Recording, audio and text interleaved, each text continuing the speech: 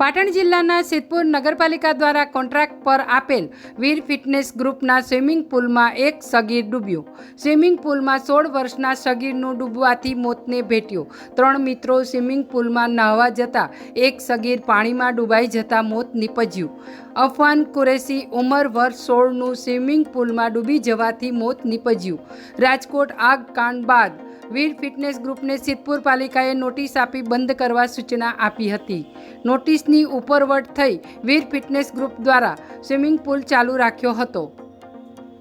Fitness ગ્રુપના સંચાલકોની લાપરવાહીને લઈ એક સગીરનું મોત। સંચાલક ફિટનેસ પોઈન્ટને તાળા મારી થયો ફરાર। અહેવાલ વિપુલ ભોઈ, પાટણ। અહીંયા એક 4:30 વાગે કોઈ 4 છોકરાઓ હતા એ અહીંયા નાહવા આવેલા અને મને એકદમ સમાચાર મળ્યા કે ભાઈ આવી બનાવ બનેલો છે। એટલે મેં એવો જવાબ આપ્યો કે આપણે સ્વિમિંગ પુલ તો બંધ કરવાની નોટિસ 12/6 એ એના કોન્ટ્રાક્ટરને આપેલી છે, તો પછી એને સ્વિમિંગ પુલ કેમ ચાલુ રાખ્યો? જ્યારે રાજકોટની ઘટના બની એ વખતે આપણે એમને નોટિસ આપી હતી કે ભાઈ સ્વિમિંગ પુલ સંપૂર્ણપણે બંધ રાખવો, તમારે ખાલી ઓનલી પર જીમ ચાલુ રાખવું।